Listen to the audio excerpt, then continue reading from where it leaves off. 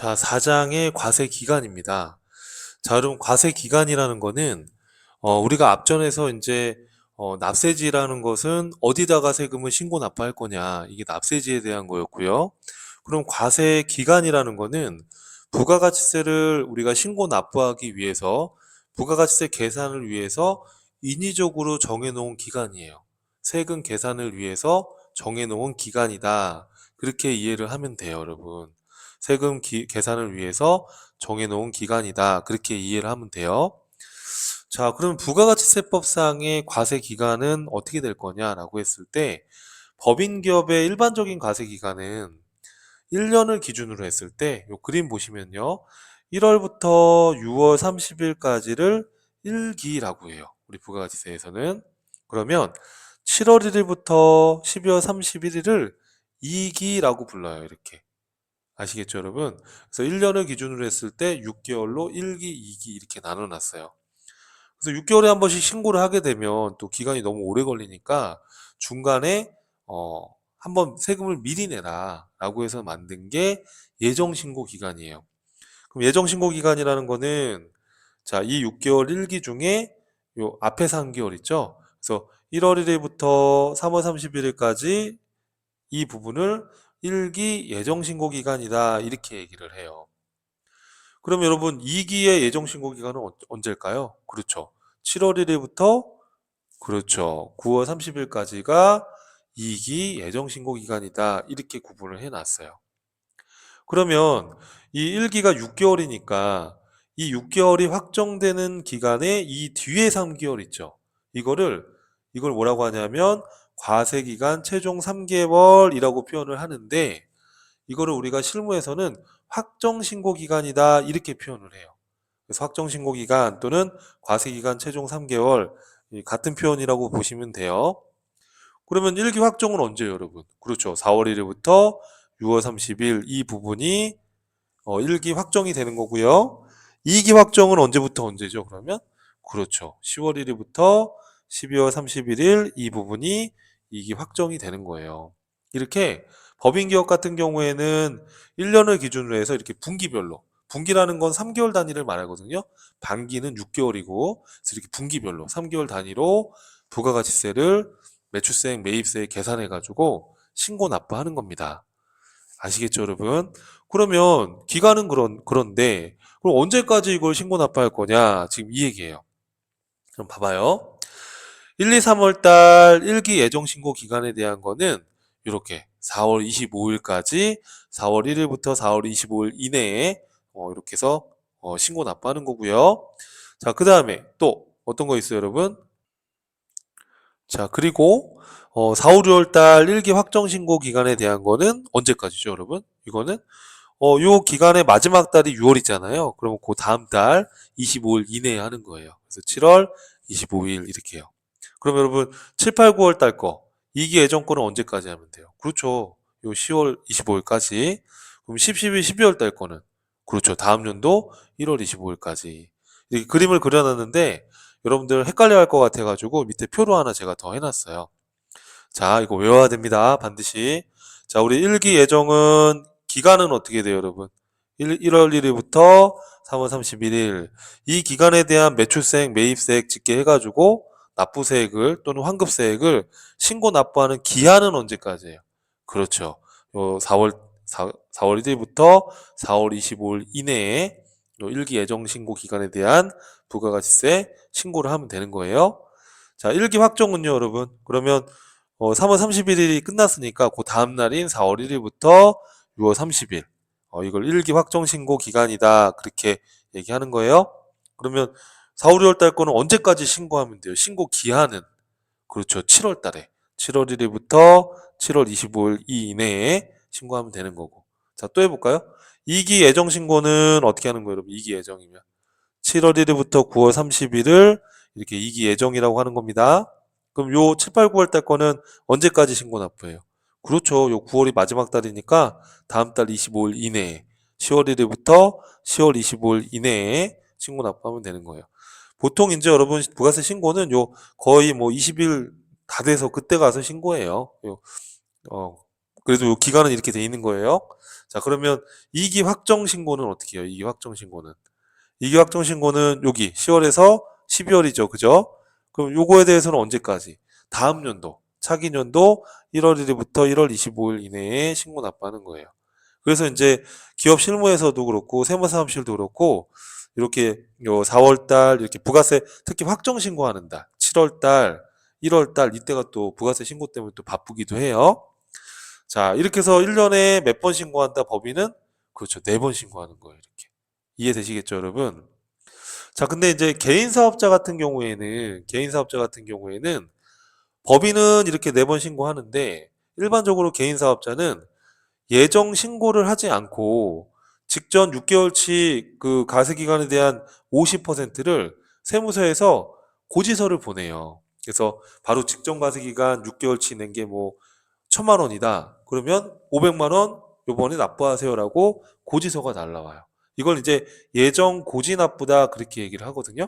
그래서 예정 고지서가 날라오면 그거를 납부하게 돼요. 개인 사업자는. 다만 이제 이 고지서 날라온 것보다 실제로 내야 될 세금이 이렇게 3분의 1로 급감했다. 실제 내야 될 건 얼마 없다.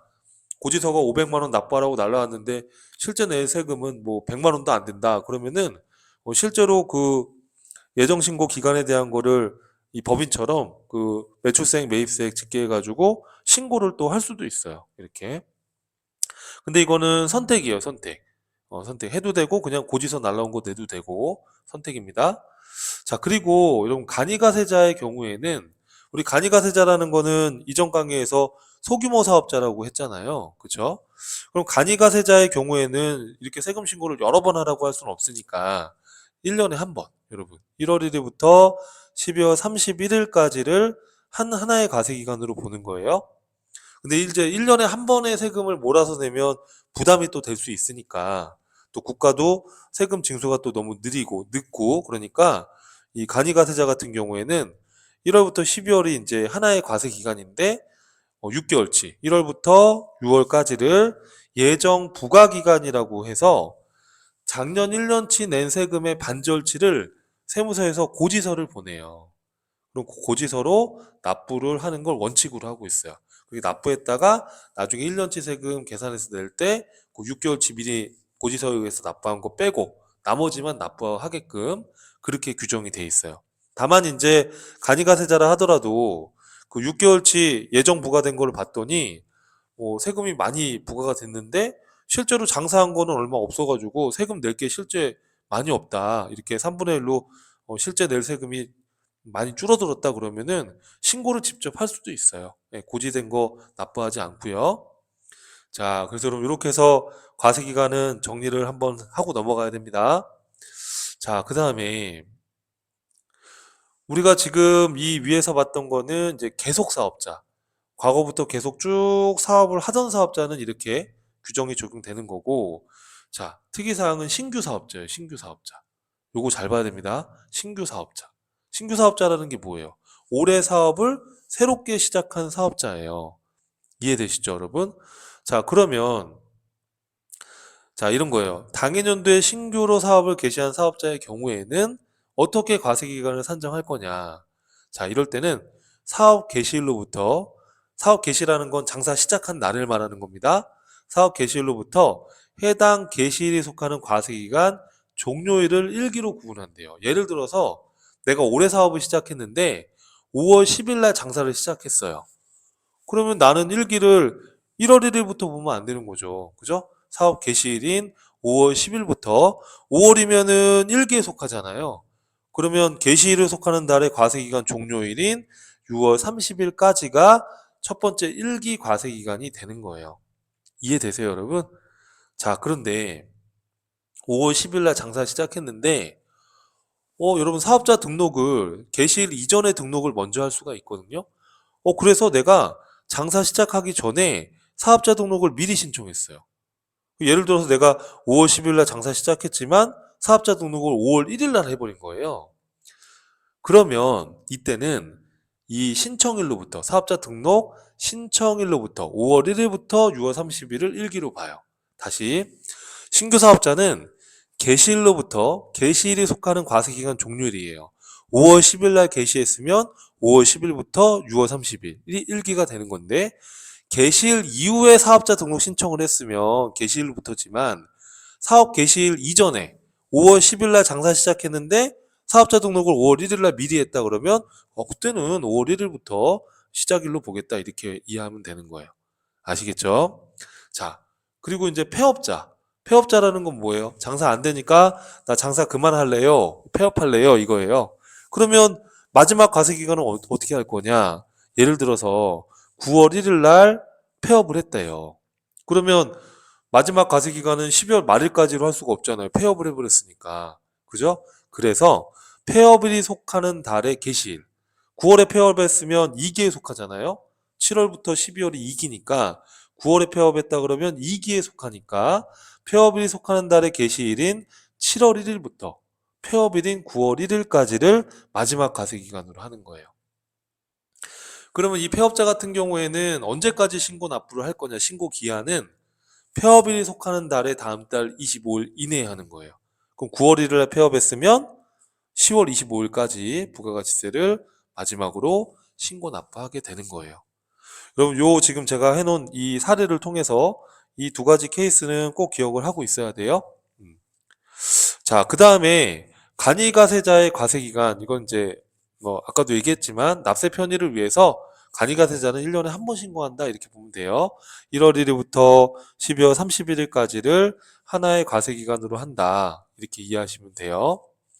자, 그리고 납세 부담을 좀 완화하기 위해서 1월부터 6월 30일까지의 기간을 예정 부과기간이라고 해서 직전 1년치 납부한 세액의 2분의 1에 해당하는 금액을 고지서를 보내주는 거예요. 세무서에서. 그럼 사업자는 그걸 그냥 예정 부과 납부를 해버리는 거죠. 네, 이런 식으로 되어 있다는 거. 구체적인 거는 간이가세자는 뒤에 간이가세자 제도편에서 맨 끝에다가 해놨으니까 그때 가서 다시 한번 또 구체적인 설명을 드릴게요. 자, 그 다음에 이제 과세기간의 객관식 기출문제 이렇게 되어 있는데 요 문제가 좀 난이도가 있어가지고 지금 풀기가 좀 애매하긴 한데 한번 그냥 가볍게 한번 여러분 들어보십시오. 자, 부가가치세법상 과세기간에 대한 설명으로 옳지 않은 것은 이렇게 되어 있는데 일반 과세자의 과세기간은 원칙상 1년에 두 개다. 맞죠? 1기와 2기. 맞죠? 신규로 사업을 개시하는 것은 과세기간 개시일에 예외가 된다. 그렇죠. 예를 들어서 5월 10일 날 내가 장사 시작했다 그러면 1월 1일부터 과세기간 개시가 되는 게 아니니까 그때는 개시일부터 5월 10일부터 개시일에 속하는 과세기간의 종료일인 6월 30일까지가 1기다. 맞는 표현이죠. 그죠? 자, 매출이 기준금액에 미달하여 일반 가세자가 간이가세자로 변경된다. 이게 무슨 얘기냐면 우리가 여러분 간이가세자 직전 연도 그 매출액 공급 대가가 1억 400만 원에 미달하는 개인 사업자라고 했었잖아요. 그죠? 일반 가세자여가지고 이 금액을 넘어가지고 일반 가세자였는데 매출이 줄어가지고 1억 400만 원 밑으로 줄어가지고 간이가세자로 이렇게 변경됐다라고 하면은 그때에는 여러분 여기 보니까 변경된 해에 간이가세에 관한 규정이 적용되는 과세기간은 변경 이전 1월 1일부터 6월 30일이다. 다시 일반 가세자에서 간이로 바뀐 거거든요. 그럼 간이가세로 적용되는 그 기간은 변경 이전이 아니라 여기 밑에 보면 변경되는 해에 간이가세제에 대한 규정은 그 변경 이후 7월 1일부터 12월 31일까지예요. 변경 이전이 아니라. 이렇게 여러분 기억을 하면 돼요. 알았죠? 이전이 아니라 그 변경 이후 7월 1일부터 12월 31일까지다. 이렇게. 자, 그래서 여기서 지금 잘못된 표현은 3번이다. 이렇게 간단히 풀어보시고 4번도 읽어볼게요. 간이가세자가 간이가세자에 관한 규정 적용을 포기함으로써 간이가세자가 나 간이가세자 안 할래요. 그냥 일반 가세자 할래요. 이렇게 포기할 수가 있어요. 그럼 포기하는 경우에는 포기해서 일반 과세제가 된다 그러면은 1년의 과세 기간이 3개가 될 수 있다. 이렇게 돼 있는데 이건 내가 그림을 그려줄게요. 자, 여러분 제가 그림을 그렸는데 자, 이렇게 이해를 하면 돼요. 여러분 이거는 요 4번 지문은 자, 내가 간이가세를 하다가 간이가세제로 지금 적용받다가 나 그냥 간이가세제 안 하고 일반 가세로 만약에 바꾸고 싶다 그러면 자, 그 포기하고자 하는 전달 말일까지 포기 신고할 수 있어요. 간이가세자 포기 신고를. 그럼 예를 들어서 내가 나 4월 1일부터는 나 지금은 간이가세자인데 4월 1일부터는 나 일반 가세자 하고 싶어요.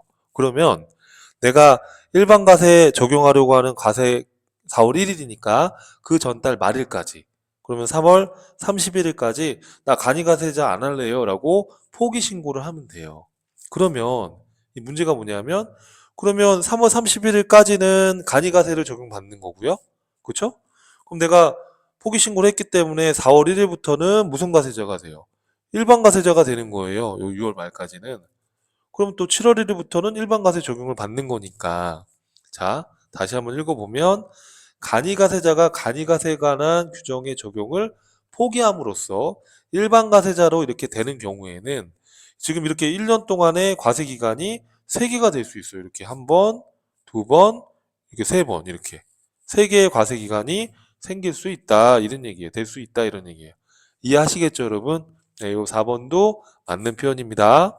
그래서 문제 난이도가 지금 우리가 풀기에는 조금 어려운 문제였는데 한번 가볍게 읽어보시고 또 뒤에 가면 또 간이가세에 대해서 또 자세히 또 배우는 그 내용이 있으니까 거기서 한번 더 듣고 정리하시면 좀 나을 겁니다. 근데 지금은 우리가 이론을 정립하는 단계이기 때문에 조금 여러분들이 어렵게 느낄 수가 있어요. 여러분 이제 부가가치세 지금 우리가 공부하고 있지만 중간중간에 어려움을 느낄 수 있어요. 처음 하시는 거기 때문에. 그런데 제가 항상 말씀드리는 게 포기하지 않고 끝까지 우선은 완강을 해보십시오, 여러분.